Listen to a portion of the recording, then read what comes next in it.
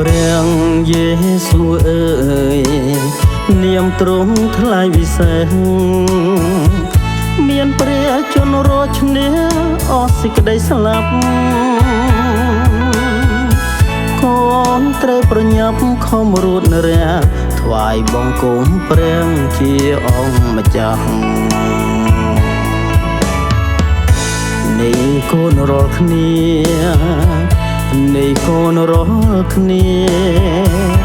រៀងរៀបតទៅកូនលើកហាត់ថាប្រណង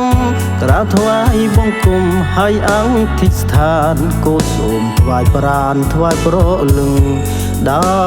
យក្តីសង្ឃឹមរំពឹងព្រះអង្គ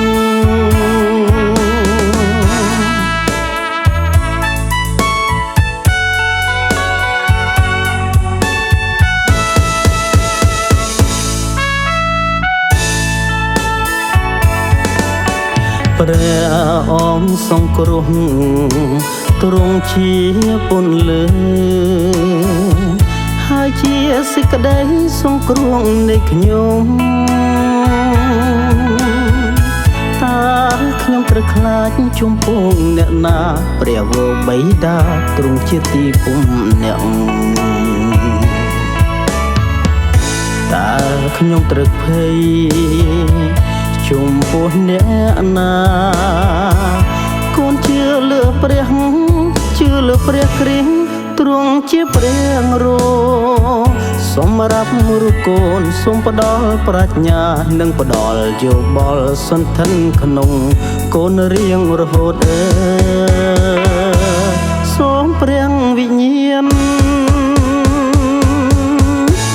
គង់ក្នុងចិត្តកូន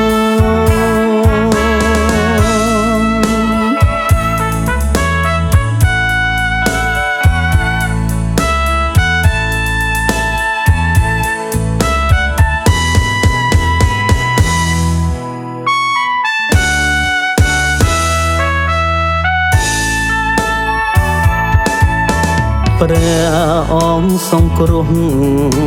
ទ្រង់ជាពន្លឺហើយជាសេចក្តីសង្គ្រោះនៃខ្ញុំតើខ្ញុំត្រូវខ្លាចជំពងអ្នកណាព្រះវរបិតាទ្រង់ជាទីពំអ្នកតើខ្ញុំត្រូវភ័យជំពោះអ្នកណាកូនជឿលើព្រះជឿលើព្រះគ្រីស្ទទ្រង់ជាព្រះរោសម្រាប់រូបកូនសូមផ្ដល់ប្រាជ្ញានិងផ្ដល់យោបល់សន្ធិនក្នុងកូនរៀងរហូតសូមព្រះវិញ្ញាណគង់ក្នុងចិត្តកូន